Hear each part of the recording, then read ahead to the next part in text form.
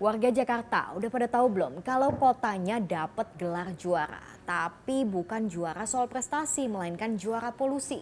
Hari Kamis, Jakarta dinobatkan sebagai juara 2 kota paling berpolusi sedunia. Duh, ada nggak ya solusi mengatasi polusi? Kita diskusi.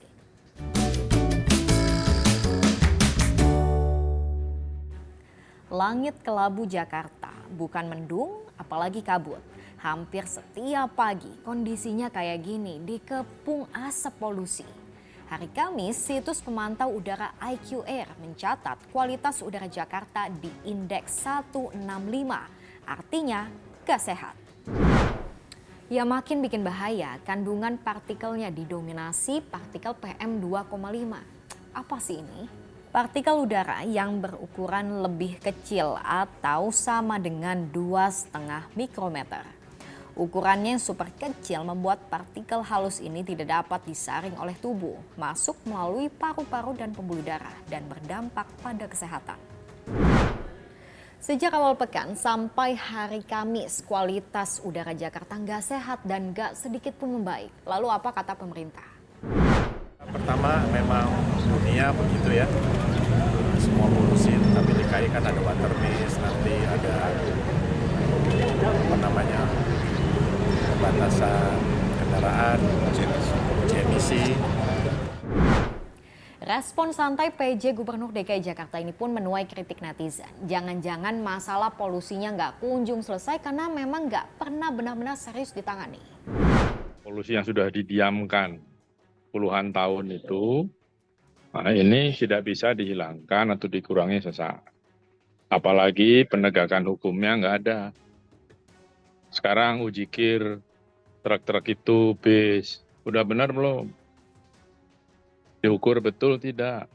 Kalau melanggar, ditilang atau tidak? Kemudian di jalan juga gitu.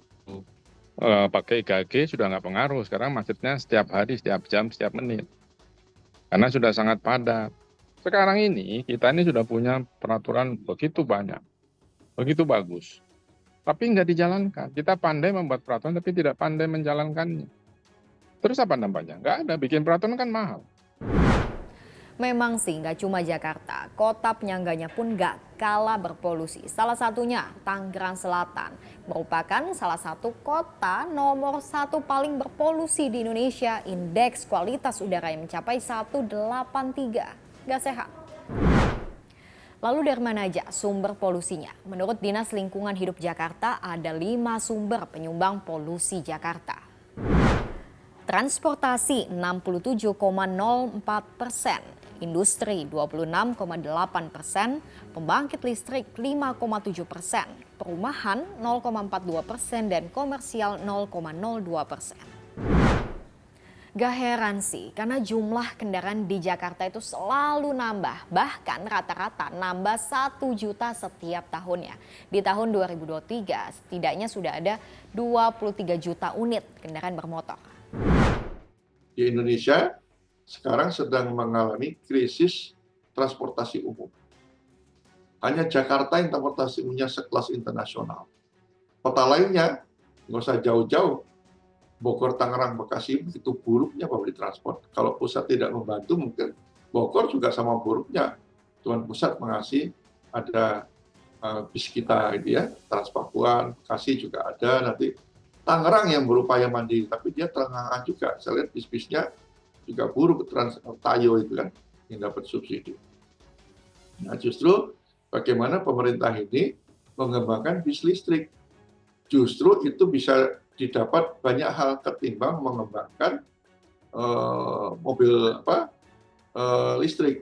Karena kalau bis listrik, otomatis orang akan berpindah menggunakan angkutan umum, bisa mengurangi nanti kecelakaan, dan jelas polusi udaranya rendah. Pembangunan infrastruktur adalah satu hal, tapi membangun mindset masyarakat adalah lain soal. Lalu apa kendalanya untuk membuat masyarakat beralih dari transportasi pribadi menggunakan transportasi umum? Masalahnya apa? Kok orang tidak mau beralih? Karena ini ulah pemerintah pusat juga, terutama Kementerian Perindustrian.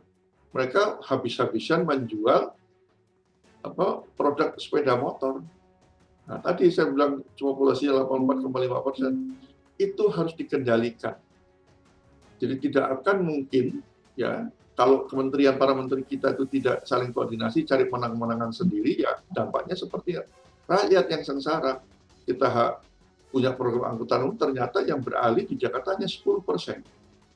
Sepeda motor menjadi predator, beli rokok 1 bungkus saja naik sepeda motor. Jalan kaki kita malas. Moda kita itu kebanyakan. Kan ada KRL, ada LRT, ada MRT, ada Transjakarta, ada Jaklingko, ada Bajai, sekarang motor diaku angkutan umum. Kan nggak jelas bijak. Saya udah ribuan kali juga katakan, ojek itu bukan angkutan umum. By law, undang-undangnya belum diubah. Ditindak? Tidak. Kan lumayan buat suara kampanye. Ya kan? Jadi kalau itu masih seperti itu, sampai lebaran kodok, nggak akan turun polusi. Kitanya yang harus kebalik, jadi harus melindungi diri sendiri. Di saat peran pemerintah terasa minim, mau nggak mau benteng untuk membatasi dampak polusinya dimulai dari diri kita sendiri. Pertama, rutin cek indeks kualitas udara. Nah, saat indikatornya nggak sehat, batasi aktivitas olahraga outdoor atau main di luar ruangan. Ketika mau nggak mau harus keluar rumah, wajib pakai masker. Nah, saat di dalam rumah pun tutup pintu dan jendela saat tingkat polusi tinggi. Dan gunakan penyaring udara bila perlu. Mengatasi polusi jelas nggak semudah membalikkan telapak tangan, butuh kerjasama semua pihak.